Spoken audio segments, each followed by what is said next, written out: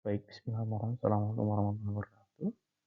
Selamat siang para peserta kegiatan pengabdian pada masyarakat. Saya ucapkan terima kasih kepada panitia Seminar Nasional Pengabdian pada Masyarakat AMUN tahun 2024 yang telah menerima naskah kami yang berjudul mengenai eskalasi penguatan kelembagaan pada wanita tadi di KWT Sejahtera Mandiri.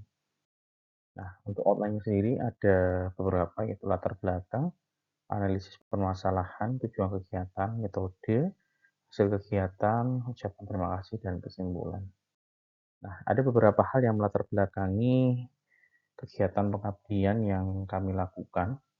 Yang pertama adalah sejatinya pembangunan itu berdasarkan pada sumber daya manusia yang ada. Jadi, sumber daya manusia merupakan aspek yang penting atau elemen dasar yang harus diberikan sentuhan agar SDM itu bisa optimal. Kemudian perempuan juga harus memiliki wadah dalam pengembangan pemberdayaan, salah satunya dengan hadirnya kelompok wanita tani. Nah, tapi faktanya pelibatan perempuan dalam pembangunan masih termarginalkan oleh banyak hal ya, seperti status perempuan pada KWT, sehingga terkadang KWT itu ada tapi kurang eksis begitu ya. Nah, KWT sejatinya adalah kumpulan bagi perempuan untuk apresiasi khususnya untuk beberapa kegiatan di bidang pertanian. Nah, biasanya memang kehadiran KWT ini menjembatani atau menambah pengalaman setiap anggota dalam berbagai macam kegiatan di sektor pertanian. Nah, keempat aspek inilah yang menjadi latar belakang kegiatan pengabdian kepada masyarakat ini kami lakukan. Nah, kemudian kami mendapatkan salah satu KWT yang ada di Kabupaten Banyumas, tepatnya di Kecamatan Karanglewas, adalah KWT Sejahtera Mandiri, di mana KWT ini ya berdiri tahun 2019 dengan total anggota secara penuh adalah 35 orang, ya 35 anggota perempuan. Nah, tapi ketika kegiatan berlangsung, nyatanya tidak utuh 35 orang itu hadir di setiap kegiatan yang ada. Rata hanya separuh dari total peserta, jadi kalau ada kegiatan itu hanya sekitar 15 orang hadir. Sehingga permasalahan kelembagaan menjadi titik pusat utama yang membuat KWT ini kurang berkembang. Gitu ya. Sehingga hanya itu-itu saja anggota yang selalu hadir. Nah, oleh karena itu, kegiatan pengabdian yang kita lakukan adalah meningkatkan atau eskalasi penguatan kelembagaan pada KWT Sejahtera Mandiri. Nah, untuk metodenya sendiri, kita menggunakan metode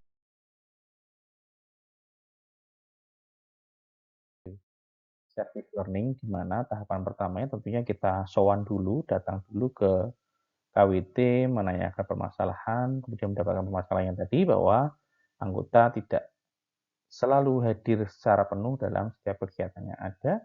Kemudian kami menentukan solusi permasalahannya, yaitu dengan penguatan kelembagaan, dan kami susun materi dengan PowerPoint dan memberikan edukasi dan sosialisasi kepada KWT Sejahtera Mandiri. Kemudian mereka mengimplementasikan ya, materi yang kami berikan kepada anggota lainnya agar turut serta aktif kembali dalam berbagai macam kegiatan yang ada saat pengabdian maupun kegiatan lain yang diberikan kepada KWT Sejahtera Mandiri.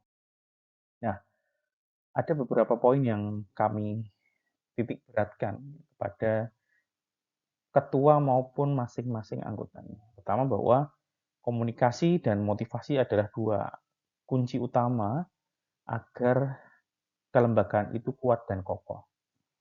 Nah, tentunya dukungan dari pemerintah desa setempat juga menjadi salah satu dorongan penting.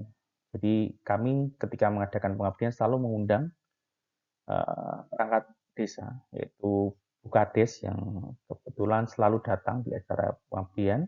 kami, sehingga itu juga akan memberikan motivasi tambahan gitu ya, bahwa pemerintah juga tidak abai terhadap kelompok yang sudah ada. Ketiga adalah memberikan ruang ya, jadi anggota yang aktif kita berikan edukasi bahwa berikanlah kesempatan bagi anggota yang tadinya tidak aktif untuk bergabung kembali, kemudian diuri-uri, dijawili gitu ya, untuk mengikuti kegiatan di pertemuan selanjutnya, kemudian membangun kepercayaan dan keterbukaan. Jadi kita sama anggota harus saling percaya begitu ya, kemudian saling berkomunikasi gitu, saling ada asas keterbukaan. Dan yang selanjutnya adalah memberdayakan setiap anggota bahwa pentingnya bergabung ke dalam KWT, kemudian komitmennya, kemudian diberikan ruang ya, jadi dilakukan pelatihan. Jadi ada beberapa kegiatan pelatihan yang kita berikan gitu, sehingga semua anggota dapat berperan dan berkontribusi aktif. Kemudian semua anggota juga harus tahu tujuan jelas dari berdirinya KWT agar goal ini nanti bisa dicapai secara bersama-sama. Dan yang terakhir adalah tugas ketua atau pimpinan organisasi untuk memberikan dukungan emosional. Nah, awal mulanya di pertemuan yang pertama ya kita hanya memiliki sekitar 15 orang yang berangkat. Jadi kita berikan edukasi-edukasi ini kepada anggota kunci maupun anggota yang aktif ini, sehingga mereka mengimplementasikan ya, setelah kegiatan ini mereka ketok tular ke yang lain, sehingga di pertemuan selanjutnya alhamdulillah ada 32 orang yang sudah hadir dan turut serta. Ya, jadi ada peningkatan yang tadinya 15, kemudian naik menjadi 32. Bahkan menurut informasi dari ketua KWT-nya akan ada tambahan lagi 10 anggota baru yang akan bergabung ke dalam KWT Sejahtera Mandiri. Nah, ini adalah afirmasi positif ya, hal-hal positif yang diberikan dalam kegiatan pelatihan ini. Nah, berdasarkan kegiatan tersebut, ya, anggota KWT Mandiri sudah mengerti dan paham mengenai penguatan kelembagaan, tentunya dengan kunci adalah motivasi dan komunikasi, sehingga nantinya diharapkan yang semula 15 orang, kemudian tadi sudah ketemu selanjutnya 32 orang, harapannya adalah konsisten ya. Jadi yang datang tidak 15 lagi, tapi 30-an lebih begitu ya. Nah, sehingga semua memiliki hak yang sama untuk mendapatkan program-program baik dalam program kegiatan pengabdian yang kita lakukan berjenjang maupun kegiatan lain yang dilakukan oleh pemerintah desa setempat maupun PPL dan yang lain semacamnya.